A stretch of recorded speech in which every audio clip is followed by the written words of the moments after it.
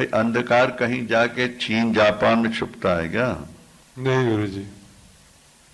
इतना बड़ा अंधकार थोड़ा भी नहीं है, सारे देश में अंधकार है। इसमें हिंदुस्तान, पाकिस्तान, कुवैत सब इसमें अंधकार में डूब गए। जी। और सूर्य निकला तो कहाँ गया अंधकार, और फिर कहां से आ गया वो? बोले जैसे दूध पानी, पानी दूध में मिलकर के दूध ही जैसा हो जाता है ना। जी गुरुजी। इसी तरह अंधकार प्रकाश में मिलके एक हो जाता है। जी गुरुजी। और जब प्रकाश गया जी तो फिर अंधकार की सत्ता दिखती है। तो जैसे इतना विशाल अंधकार प्रकाश होते उसी में लीन हो जाता है, इसी तरह जब तुम्हें आत्मबोध होगा, ज्ञान की अग्नि से दग्ध ये संसार परमात्मा के स्वरूप में लीन हो जाएगा। संसार भी तुम्हें परमात्मा का रूप ही भासने लगेगा। गुरुजी, गुरुजी हम ब्रह्म तत्व तो हैं ही, तो लीन कैसे हो जाएंगे? वो तो हम पहले ही हैं। वो समझे नहीं बात को? संसार लीन। यहां ये कहा जा रहा है कि अंधकार प्रकाश में लीन हो गया। जी गुरुजी। नहीं जी गुरुजी। तो प्रकाश के अभाव में अंधकार दिख रहा था ना। जी गुरुजी। वो लीन हो गया। इसी तरह संसार जो तुम्हें दिख रहा था, जी गुरुजी, वो जैसे ही ज्ञान हुआ, ये सारा संसार भी ज्ञान में ब्रह्म में एक हो जाएगा। जी। ब्रह्म से पृथक इसकी सत्ता है ही नहीं है। था, ब्रह्म था, ब्रह्म ही था, ज्ञान हो जाएगा। प्रकाश का न होना ही अंधकार की सत्ता है। जी गुरुजी। अब प्रकाश का आ जाना अंधकार का प्रकाश में लीन हो जाना है। इसी तरह अज्ञान अवस्था में ही संसार की सत्ता मालूम होती है। जी। जैसे ही ज्ञान हुआ, ये संसार ब्रह्म में मिलकर एक हो जाता है। जी। समझ में आ गया? जी गुरुजी। ये दो श्लोक बहुत अच्छी बात कहेंगे, आगे सुनो। घटे नष्टे यथा व्योमो व्योमयो भवति स्फुटम।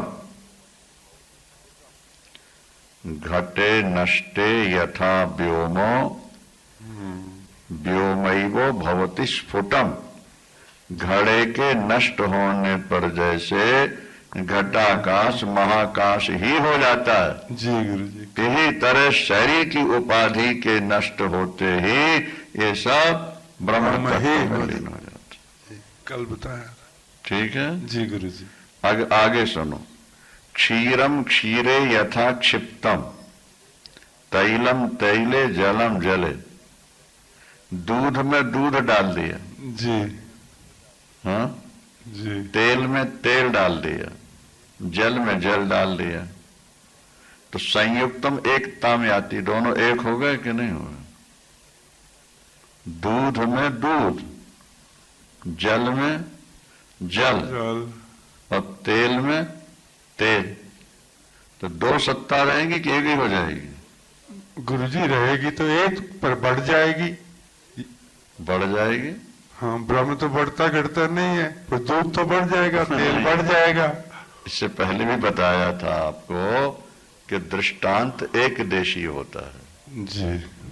पूरा का पूरा दृष्टांत तो कहीं कहीं लागू होता है। समझाया था, समझाया था गुरुजी। कि राम को राहु कह दिया तुलसीदास जी ने, और रावण को चंद्रमा कह दिया। जी। चले जहां रावण शशि राहु, जी। वन दिश देव सौंप सब काहू। चले जहां रावण शशि राहु, रावण को शशि कह दिया और राहु कह दिया। राम को राहु कह दिया। राहु तो राक्षस है और शशि देवता है। तो अब ये मान लें कि साहब रावण देवता हो गया, राम राक्षस नहीं। जैसे राहु चंद्र को ग्रसित करता है, जी, ग्रसता है, इसी तरह रावण को राम ग्रसित करे, मतलब मार देंगे। बस मारने में उदाहरण है। जी गुरुजी। सर्वांश में लोगे तो मामला गलत हो जाएगा। क्षमा करें। इसीलिए दृष्टांत एक देशी होता है। एक देशी। यहाँ घटने बढ़ने वाली बात नहीं कही जा रही, यहाँ तो ये कही जा रही है कि एक हो जाए। दूध में दूध डाला एक पानी में पानी डाला और तेल में तेल डाल दिया तो एक हो गए ना। जी गुरु जी। तथा आत्मनि आत्मविद मुनि, इसी तरह ही आत्मज्ञानी मुनि आत्मा में लीन होने पर आत्मस्वरूपी हो जाया करते हैं। बोल गुरुदेव भगवान की जय। एवं विदेह कैवल्यम, क्या एवं विदेह कैवल्यम सन्मात्रम अखंडितम सन्मात्र ब्रह्म भावम प्रपद्यैषो यतिर न वर्तते पुनः। अखंड सत्ता मात्र में स्थित हो जाना ही विदेह मुक्ति है। शरीर के रहते हुए भी मुक्ति है, विदेह मुक्ति। जी। इसी तरह ब्रह्म भाव को प्राप्त हुआ ये मुनि फिर संसार चक्र में नहीं आता। सदात्मैकत्व विज्ञानो दग्धा विद्यादि वर्षमणो, ब्रह्म और आत्मा के एकत्व ज्ञान रूप अग्नि से अविद्या जन्य जो सरयाज उपाधि के दग्ध हो जाने पर तो ब्रह्म वेत्ता ब्रह्म स्वरूपी हो जाता है। ब्रह्म का फिर जन्म कैसे होगा? ब्रह्म से अलग रहोगे तब तक जन्म है, ब्रह्म ही हो गए तो फिर जन्म कहाँ करेंगे? माया क्लिप्तो बंध मोक्षो न नष्टा स्वात्मनि वस्तुता। भाई बंधन और मोक्ष जो है माया से ही है, जी गुरु जी। आत्मा में नहीं है। जी गुरु जी। जैसे क्रियाहीन रज्जु में सर्प प्रतीति का होना भ्रम मात्र है, वास्तव में नहीं है। उन्होंने भगवान कृष्ण से पूछा भागवत में कि जीव मुक्त कब होता है, तो भगवान कृष्ण ने कहा कि आत्मा तो सदा मुक्त है। बद्धो मुक्त इति व्याख्या गुण तो में न वस्तुतः। क्या ये तो त्रिगुण को लेकर के अनात्म पदार्थों को लेकर के जब इसमें आत्म भाव आ गया तो बंधन मालूम हुआ जी। और आत्म भाव हटा तो मुक्ति मोक्ष मालूम पड़ा। पर वास्तव में तो जब बंधन अनुभव हो रहा था तब भी आत्मा मुक्त ही था। न में मोक्षो न बंधन, मेरे तो कोई बंधन ही नहीं ना, मोक्ष का कुछ नहीं कहा। कोई चीज बंधन में आई हो तब तो मोक्ष की बात चलेगी ना। जी, वो तो भ्रांति थी। भ्रांति मात्र। तो माया क्लिप्तो बंध मोक्षो, ये माया के द्वारा ही बंध और मोक्ष है, वस्तुतः आत्मा में नहीं है। आत्मा में न बंध है न मोक्ष है। भाई रस्सी में जब सर्प देखा तो रस्सी में कोई क्रिया हुई, कोई विकार आया? नहीं गुरु जी, नहीं है। भ्रांति मिट गई, जहां का तहां रह गया। ठीक है जी गुरु जी। इसके आत्म तत्व को समझ लो। आवृत्ति सत्सत्वाभ्याम वक्तव्य बंध मोक्षण। अज्ञान की आवरण शक्ति के रहने और न रहने से ही क्रमशः बंध और मोक्ष कहे जाते हैं। ब्रह्म का कोई आवरण हो ही नहीं सकता, क्योंकि उसके अतिरिक्त तो दूसरी कोई वस्तु है ही नहीं। केवल अज्ञान मात्र ही है। उसमें ले लो। बंधंच मोक्षंच मृषैव मूढ़ा बुद्धेर गुणम वस्तुनि कल्पयन्ति। क्या बंध और मोक्ष दोनों बुद्धि के गुण हैं, जो भागवत में कहा गया। मेघ सूरज को नहीं ढकते, बादल सूरज को नहीं ढकते, वो हमारी आंखों को ढका कर, हमारी दृष्टि का। क्या? जी गुरु जी। यही तरह अज्ञानी व्यक्ति आत्मा को बंध मानता है, लेकिन आत्मा को तो बंधन कभी हुआ ही नहीं। वो एक है, असंग है, चैतन्य रूप अद्वितीय तत्व है। उसमें बंधन नाम की दूसरी वस्तु कहां से आ गई? ये बहुत बढ़िया बात है कि आत्मा के ऊपर तो बंधन होता नहीं, पर आदमी मानता है कि आत्मा बंधन है। बहुत बढ़िया बात। मान्यता ही तो है ना संसार में। जी। वो शब्द हमने पहले आपको लिखा दिए कि संसार चलता है मानकर और ईश्वर मिलता है जानकर। गुरुदेव भगवान की जय। अस्तीति प्रत्ययो यश्च यश्च नास्तीति वस्तुनि। बुद्धेरेव गुणावेतो न तो नित्यस्य वस्तु न। पदार्थ का होना न होना ये सब ऐसा जो ज्ञान है वो तो बुद्धि का गुण है, नित्य वस्तु आत्मा का नहीं, उसमें न भाव है न अभाव है, वो तो सदा एक रस। इसलिए एक दिन हमने आपको सुनाया था कि आरंभवाद, परिणामवाद और विवर्तवाद। कुछ दर्शन शास्त्र कहते हैं कि जैसे मकान पुराना हो गया तो उसके लकड़ी कपड़े ईटा निकाले और दूसरा बना दिया जी। तो आरंभवादी कहते हैं कि प्रकृति से संसार बनता है और जब बूढ़ा हो जाता है संसार तो फिर इसको मिटा के दूसरा संसार बना लिया जाता है। क्या समझे? ये आरंभवाद। दूसरा पक्ष कहता है कि नहीं, परिणामवाद है, जैसे दूध ही दही बन जाता है इसी तरह परमात्मा ही जगत बन जाता है। तो कहा गया कि बना तो इसका मतलब उसमें विकार आ गया ना जी गुरु जी, बना तो विकार आ गया, और वेदों ने ईश्वर को निर्विकार कहा है जी, तो फिर उसमें परिवर्तन कैसे हो गया? तो कहा नहीं, विवर्तवाद। शंकराचार्य का सिद्धांत विवर्तवाद है। जैसे सोने से आभूषण बने जी, ये ठीक है कि वो सोना ही है, लेकिन विकार आया कि नहीं आया? आया। आकृति तो कुछ बदली गई ना उसे। दूध से माखन निकाला तो छाछ तो रह गई ना जी। समझने की कोशिश करो जी गुरु जी। तो शंकराचार्य भगवान कहते हैं कि जब अणु मात्र भी दूसरी वस्तु नहीं है और परमात्मा निर्विकार है तो दूध में माखन की तरह व्यापकता में द्वैत आ जाएगा। छाछ और माखन दो हो गए ना जी गुरु जी, प्रकृति और पुरुष। और परिणामवाद में परमात्मा में विकार आ जाएगा। इसलिए बढ़िया है विवर्तवाद। सिद्धांत जो विवर्तवाद, रस्सी और सर्प जी, कि रस्सी में कोई विकार होता नहीं और सर्प भासने लगता है अंधकार के कारण।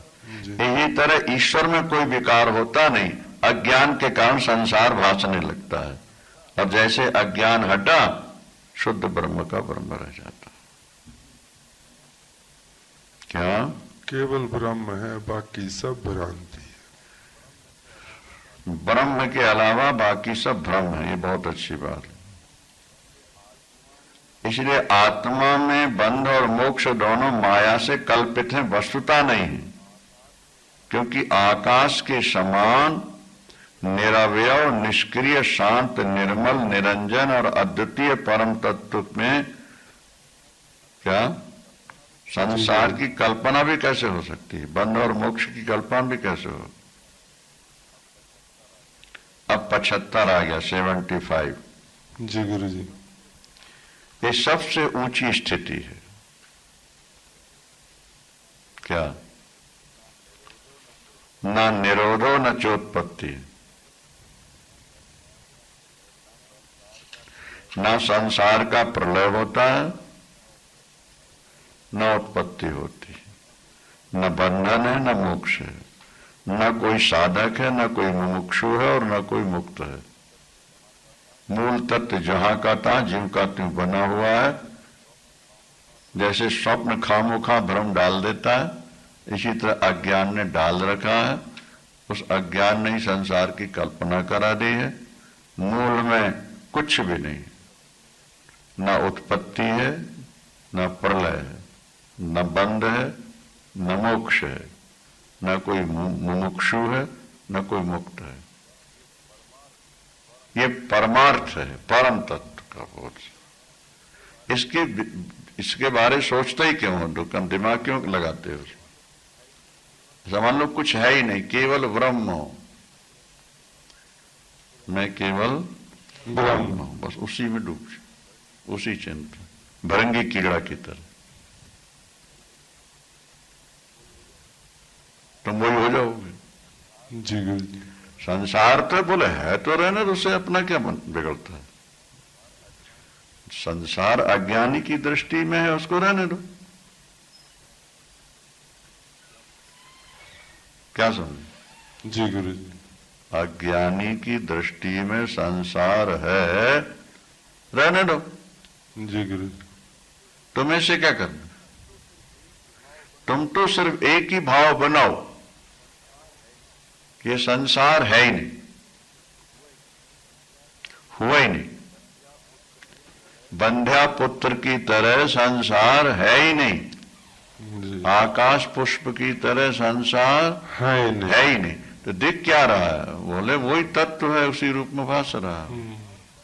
ना संसार बना है, ना बिगड़ेगा, जी। ना कोई बंध है, ना कोई मोक्ष है, ना कोई जिज्ञासु है, ना कोई मुमुक्षु है। केवल एक तत्व है, सर्वम खलिदम ब्रह्म। ब्रह्म। वाह वाह। जैसे पतिव्रता के लिए दुनिया में कोई पुरुष सुंदर है ही नहीं, कोई पुरुष ही नहीं है, ऊंची बात है। उच्च कोटि की पतिव्रता की दृष्टि में मेरे पति ही पुरुष हैं, बाकी सारे संसार के पुरुष हिजड़े हैं या औरतें। भले ये कपड़े पुरुषों के पहने हुए हैं, पर ये मूल में औरतें ही हैं या हिजड़े। इसका मतलब तो नहीं कि सारे हिजड़े हो गए। पर अगर पतिव्रता ऐसा सोचती है, उसका मन विचलित कभी नहीं होगा और वो पातिव्रत का पालन करके ईश्वर को प्राप्त कर जाए। और यदि स्त्री दूसरे पुरुषों के सौंदर्य देखती रही, उनके गुण देखती रही, उनकी अवस्था देखती रही, तो कभी न कभी कहीं न कहीं उसके मन में विकार आएगा और वो पतित हो जाएगी। इसलिए पतिव्रता के लिए एक ही लक्षण है कि हमारे पति को छोड़ के संसार में कोई पुरुष है ही नहीं। मीरा की तरह नहीं। ये हाँ वो ठीक है। ये उपदेश दिया माता अनुसुईया ने सीता जी को। जी। बोले ओतम के आस बस मन माही, ओतम के आस बस मन माही, सपन्यु आन पुरुष जग नाही। सपन्यु आन पुरुष जग नाही। जागृत की बात तो छोड़ दो, स्वप्न में भी किसी पुरुष की प्रतीति नहीं है ही नहीं। मेरा पति ही पुरुष है, बाकी सब हिजड़े हैं या औरतें हैं। जैसे विदेशों में औरतें पुरुषों के कपड़े पहन के घूम रही हैं, यही तरह जितने पुरुष नजर आ रहे हैं पुरुष रूप में, ये सब औरतें हैं, पुरुषों के कपड़े पहन के घूम रहे हैं। अगर ऐसी उसकी दृढ़ वृत्ति बन जाए, उसका मन कभी विचलित नहीं हो सकता। इसी तरह ब्रह्मनिष्ठा के बारे कहा जा रहा है कि संसार का बंध और मोक्ष, नरक और स्वर्ग, जन्म और मृत्यु, सृष्टि और प्रलय, ये सारा बखेड़ा तुम दिमाग से निकाल दो। केवल एक ब्रह्म तत्व है। एक ब्रह्म तत्व को छोड़ के नेह नानास्त किंचन, अणु मात्र भी दूसरी वस्तु है ही नहीं। दूसरे ओहा ऊहा पोह में, विचारों में आप क्यों समय खराब करते हो? वृत्ति क्यों खराब करते हो? बस मैं ब्रह्म हूं, छुट्टी होगी। भक्त के लिए भी कहा जाता है, सिया आराम में सब जग जाने, करो प्रणाम जोगी जोगी। दुनिया है, लेकिन बोले हमारे लिए नहीं, हमारा लिए तो केवल राम ही है। चंद्रमा में कालापन दिखा है ना, मृग जैसा। जी। तो पूछा राम जी ने कि भाई ये क्या है? सुग्रीव ने कहा ये पृथ्वी की छाया है। सुग्रीव ने कहा ये पृथ्वी की छाया है। तो विभीषण ने कहा कि राहु गृष्टा है, इसलिए कालापन हो गया।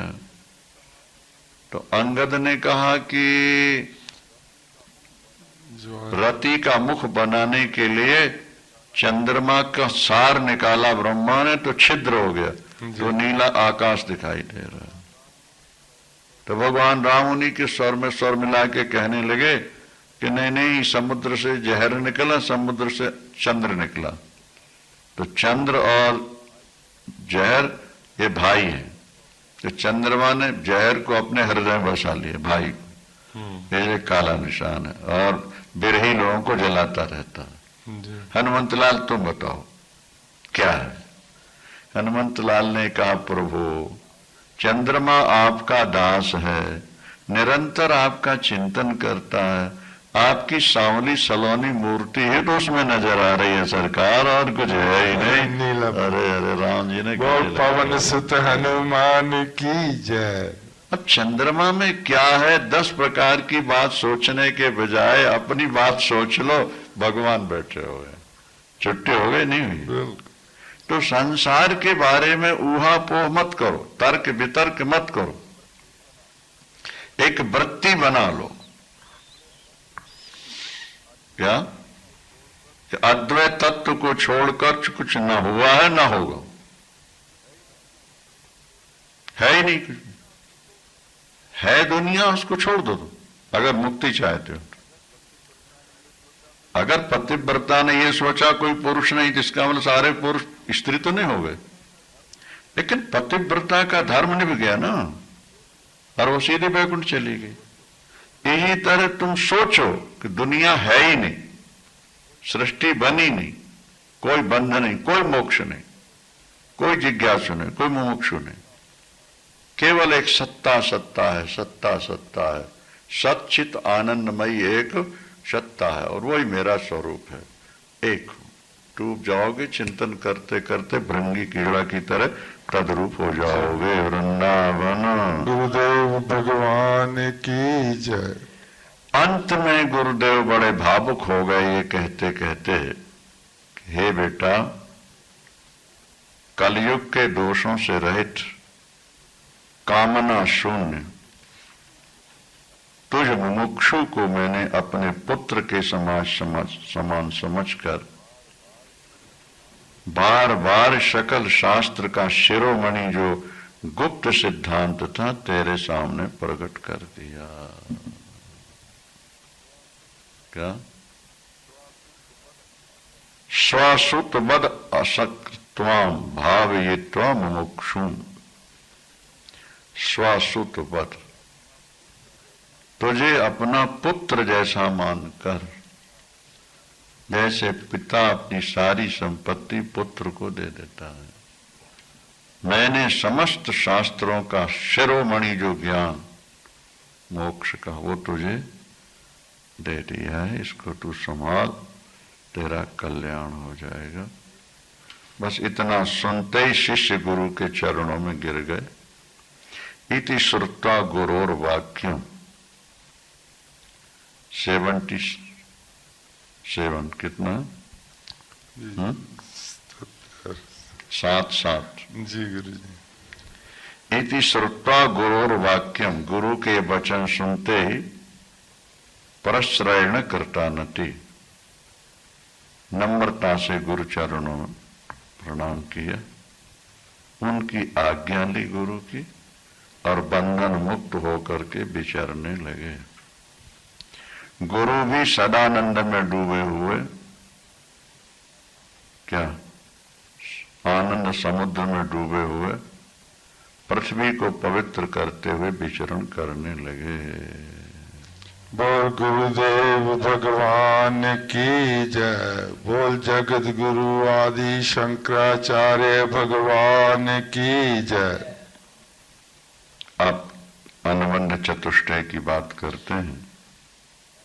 गुरु और शिष्य के संवाद के रूप से मुमुक्षुओं को सुगमता से बोध होने के लिए यह आत्मज्ञान का निरूपण किया गया। वेदांत वेद श्रवणादि के द्वारा जिनके चित्त के समस्त दोष निकल गए, वेदांत विहित श्रवणादि के द्वारा जिनके चित्त के समस्त दोष निकल गए, और जो संसार सुख से विरक्त हो गए,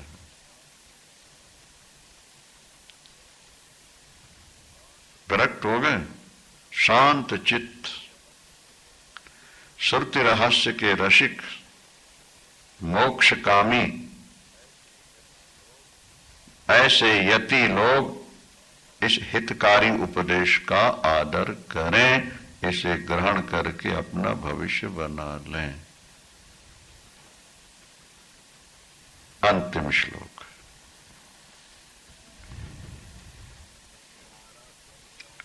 संसारा ध्वनिताप भानु किरणत प्रोद्भूत दाह व्यथा खिन्नानाम जलकांक्षया मरुभुवि भ्रांत्या परिभ्राम्यताम् अत्यासन्न सुखाम बुद्धिम सुखकरम ब्रह्मा द्वयम दर्शेत त्वेषा शंकर भारती विजयते निर्वाण संदायनी। बहुत अच्छा। संसार मार्ग में नाना प्रकार के क्लेश, नाना प्रकार के क्लेश हैं। ये क्या है? माने सूर्य की तीखी किरणें, गर्म किरणें, और जब सूर्य की तीखी किरणें लगती हैं तो व्यक्ति प्यास से तड़फ उठता है और तड़फ करके भोगों की ओर दौड़ता है। क्या? जैसे मृग प्यासा होकर